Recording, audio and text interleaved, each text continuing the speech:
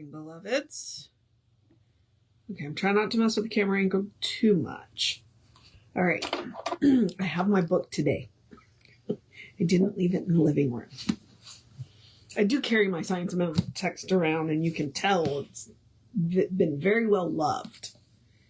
I've probably had it for about 20 years, though, so, you know, for the fact that I've had it for 20 years and been well loved, it's in pretty good shape. Okay. As I said, we are in the Science of Mind text. We are in part 5. We are in the section of other teachings from the New Testament, or as Reverend Norm would call it, the Christian Testament. All right. We are starting on 491 with the divine idea, which is 2 Corinthians 4, 8 and 9. Even in our troubles, we are not cast down, and though we appear to be deserted, we are not destroyed. All our experiences are working to the end that we learn the lesson of life and return to the Spirit's house as freed souls. We should not despise apparent failures, the temporary chagrins of life, for they are salutary, leading the soul to the inner Christ, the way, the truth, and the life. When the experience is complete, the lesson will be learned, and we shall enter the paradise of contentment. We do not look at the things which are seen as being eternal. Okay, wait, what? We do not look at the things which are seen as being eternal. Behind the visible and changeable is the changeless reality, the eternal one, working in time and space for the expression of itself. The divine ideas stand back of all human thought, seeking admittance through the doorway of the mind. If we look at love long enough, we shall become lovely, for this is the way of love. God is love. If we gaze longingly at joy, it will make its home with us, and we shall enter its portals and be happy. If we seek the divine in people, we shall find it and be entertaining angels unawares. I think he's quoting poets here.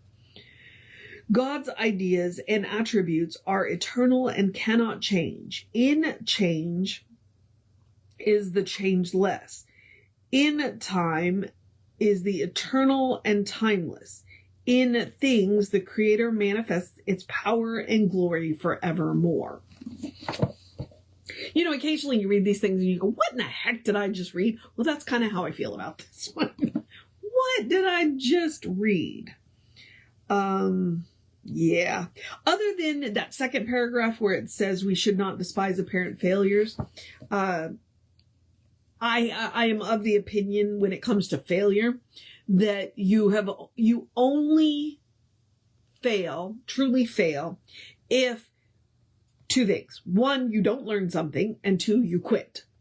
And when I say quit, I don't mean that you should keep doing something that's not working, because that's the definition of insanity. Sometimes, you know, you've tried it and it's not working. It's just not for you. So you don't quit. What you do is you go do something else. Okay. You see what I mean? That's my, like, failure. I was a gifted and talented child. I don't know if that shows, but I was. And it wasn't until I got to college where I actually failed something. Although I was failing spelling, but that's the dyslexia. So, you know, once I figured out I could memorize the way the words looked, I went from failing to 100. And so when I got into college and I actually failed a couple, you know, I failed, like I made an A in the lab and failed the class. So I ended up making a D in the class. So technically I passed the class, but not good enough. Yeah. To actually get credit for the class, you have to make a C. So, but it's you know, I took a couple of classes, got those D's and went, oh, okay, maybe this isn't for me. I didn't quit college. What I did was I changed my major. Okay. I learned that failure doesn't kill you. You know, I survived failing. So, failing isn't that big of a deal. I mean, it is a big deal, but not that big of a deal. Like, as he said, we are not destroyed. So, but what he was actually doing was making a point about behind all of the mess, there is a divine idea. And if we would focus more on the divine idea, it would be a little less mess. It'd probably be a whole lot less mess. We just tend to get caught up in the mess rather than focusing on the divine idea behind the mess. All right. So hopefully right there at the very end, you got the nugget. All right. Immortal clothing, 2 Corinthians 5, 1 through 10. This body in which we seem to live is not the eternal body. We have a body not made with hands, eternal in the heavens.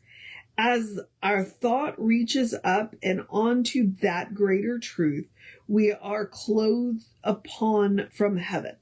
That is, we more perfectly pattern the divine and consequently more completely manifest the eternal.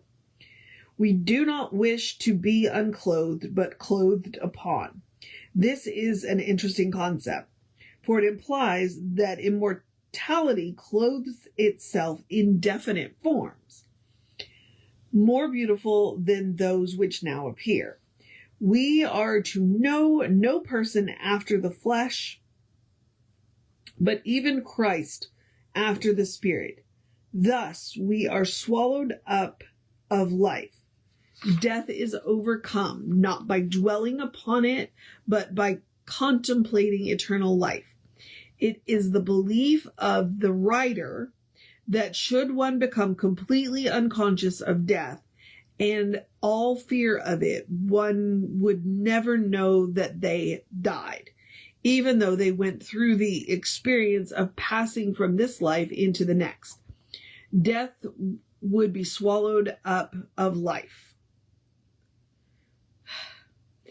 It seems probable that when the last enemy is overcome, we shall pass from one experience to another at will, that the soul will clothe itself in a body on whatever plane it finds itself, a body which will express the soul on that plane.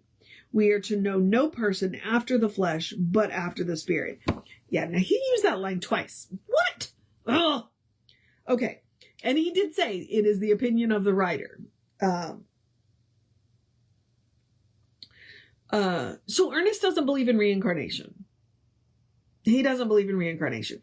That being said, he does believe in the immortality of the soul. So he doesn't believe that we will come back here. He sees no reason to do that. Which when I told the CLC teens that one time, one of them looked me straight in the eye and said, well, Ernest is wrong. You know what? And Ernest would have been okay with that. Ernest would have had a conversation with that child and probably Ernest would have come out better for the conversation and know that. Like Ernest would have engaged that child in that conversation.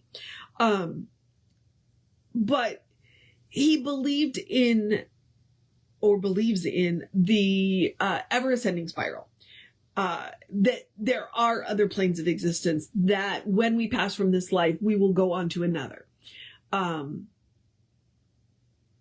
Yeah. So while he doesn't believe in and so I think that's why he lit on that is because 2 Corinthians is making his point for him. It's like, look, you know what? This body, and Goswami would make the same argument. This body is a vehicle. It is not who we are.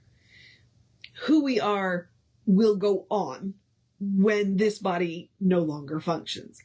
And if we could get past the idea of this body is who we are, then when the time comes, it'll be like walking into the next room.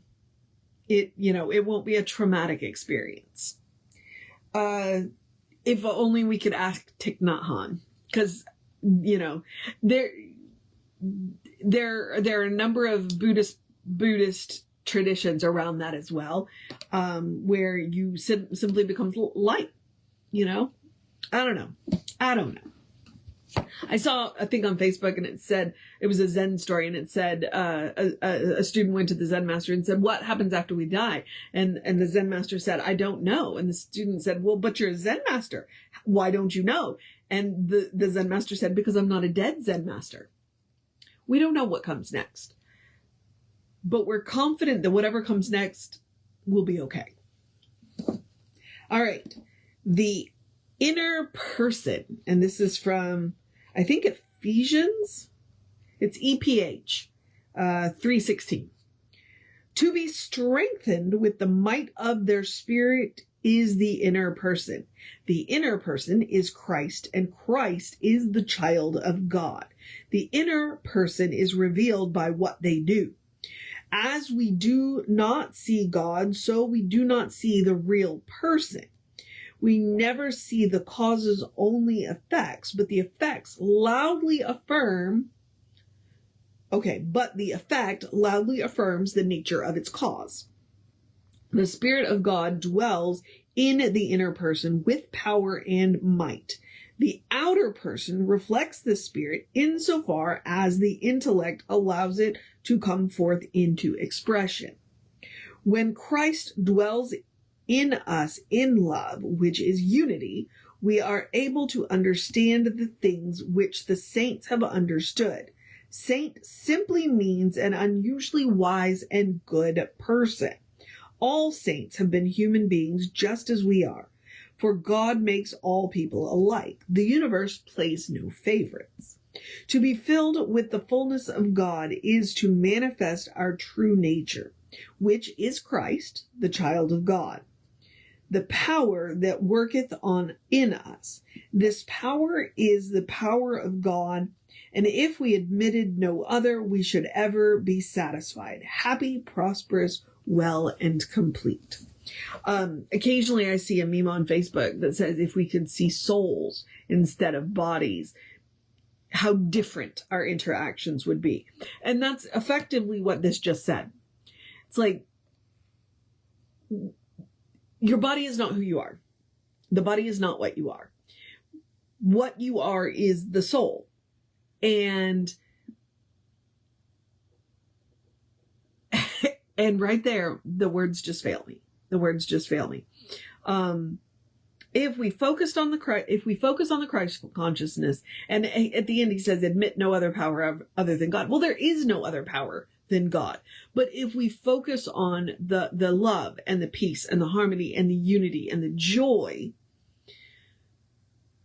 then our life will be that way, you know? And it doesn't mean that there won't be bumps, and it doesn't mean that there won't be times that things get messy, but yeah. All right. Yeah. And now I'm thinking about it. Okay. Let's see. I think we can tackle two more. This one's pretty short. The endless creation. Again, we're in Ephesians 3:20 and 21. World without end. This refers to the endless creation of the Almighty. Particular worlds will always begin and end, as do cabbages and kings. He's definitely quoting a poet there. But creation itself, the necessity of God's manifesting itself in time and space, will never end. If creation could end, then God would end. As this is unthinkable, it follows that world without end, or worlds without end, are necessary to the expression of spirit. So he recognizes that, this world, the one we live on, will end someday. But it won't be the end of creation. There is no end to creation. Creation will constantly reset itself or reboot itself and continue to go on. It's the nature of creation. It's what creation does. All right. So we're going to end with the unity of life. Again, Ephesians 4:1-7. Okay. The unity of spirit is kept through the bonds of peace. Other than peace, other than peace suggests confusion and separation. The Spirit is a perfect unit, and we harmonize with this unity when we maintain a state of peace in our minds. There is one body and one Spirit. The entire creation is this body, the body of God, who is one Spirit. Within this one body are all bodies. That is, within one creation, the one creation, which is the product of the one Spirit, are all bodies. I think it's Ansel Adams, but it also has been attributed to a number of Native Americans. Why do people destroy the visible body of, why do people worship God while destroying the visible body of God, meaning nature? You know, that's what that paragraph is. It's all the body of God. Everywhere you look, that's the body of God. And if we thought about that, we would move through this world differently. Okay. We have learned that all material forms come from one ultimate substance. Any special body is some manifestation of this original stuff.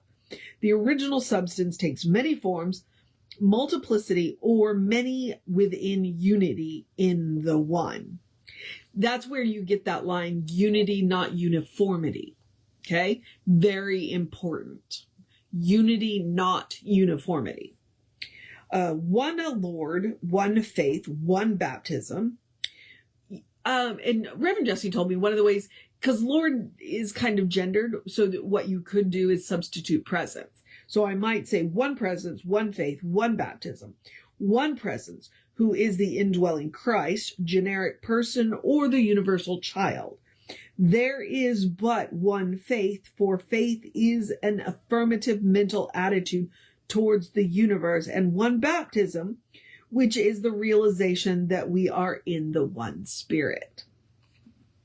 One God and Spirit of all, who is above all and through all and in you all. It would be impossible to make a clearer statement of truth. One life behind all that lives. One, never two. The unity of all life. To learn this is to know the secret of the ages. Then what do you do with it? Here is a mystical saying. God is in all, through all, and above all. It means that we partake of the one life. It is all of us. One of the things that makes us a little different than a lot of the other religions is we believe in both transcendence and immanent. Immanent meaning it is within us now. Transcendent meaning it is more than we are. The whole is greater than the sum of its parts. So both immanent and transcendent. Very important. Okay, last paragraph. But we are not all of this life. No person can exhaust the divine nature, but all live by, in, and through it. It is in all of us, but also above us. It is us, but also below us. It is in us, but also around us. It is what we are, but infinitely more than we are. We shall ever ascend into greater expression of this one, but we can never completely encompass it. This is a glorious concept and one which fills us with wonder at the majesty of our own being, forever hid with Christ in God. And it ends on a weird line. What? But that's what I'm talking about, the immanent and the transcendent. It's like trying to describe water to a fish. You could take a fish and describe water to him because the fish lives in the water. It breathes the water. So it's in the water is in the fish, and, the fish lives by the water because the fish couldn't live out of the water. That's spirit, which is why it makes such a great metaphor. It's kind of like us with the air. It's like we can't see the air, like the fish can't see the water, and yet It's all around us. It's in us. We would die without it. That is the idea of spirit. Eminent and transcendent. It is greater than the sum of its parts. We are its parts. And yet it is bigger than us. And frankly, I find that comforting. So that is my opinion, and I am sticking to it. All right, beloveds. Like I said, I'm going to stop at that. So we will pick up tomorrow on 494 with the renewing of the mind from Ephesians. Because I feel like we've already done the renewing of the mind in Romans. But hey, what do I know? Okay. Yeah, and there, my brain just shorted out. It's okay. It's okay. It's housekeeping time. I'm just going to remind you that an easy way to support the center is to engage with our social media. We are Creative Life Spirituals on our Creative Life Spark. I am the running Rev Ryan on the social medias that I am on. And I encourage you to go like, subscribe, share, follow, comment on the social media. It bumps us in the algorithms, and we think we have good stuff to say. Helpful stuff to say is what I like. Helpful stuff. We just want to give you tools to help you live your best life and maybe brighten your day. So that is our goal. A world that works for everybody. And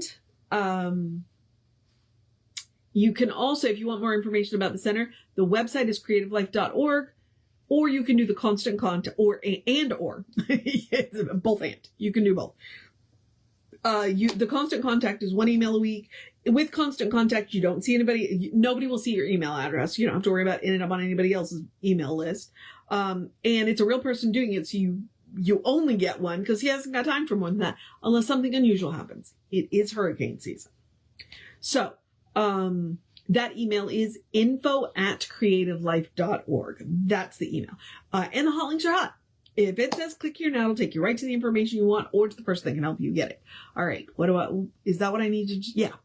Now I'm going to encourage you to have a great day, wondrous day, a fantastic day, a magical day, an enchanted day, a wonder-filled day, an awesome day, an amazing day. A take care of yourself day. I'm hoping for some rain day. A go dance in the rain day, a stay out of the lightning day, a drink plenty of water day. I am a little thirsty right now. And take care. Did I already say take care of yourself? If I did, I'm going to say it again. Take care of yourself every day. A call a good friend day, a start something new day, or finish something up day. A don't just rearrange the boxes, let them go day. I don't know what I was about to say. Have a good laugh day. It's almost the weekend day. A good day, and if that is too much pressure, simply have a day. You are enough, just as you are. You are a beloved expression of the divine. You are spirit in motion, God in action, brilliant light, a divine spark, or as Reverend Jesse likes to call us, you are a godling. All right, beloveds, I'm going to move into the process of my day. I'm going to remind you, Reverend David should be on around 5 p.m. I'll be back with you around 9:15. Take care of yourself. Know that you are loved. I will see you next time.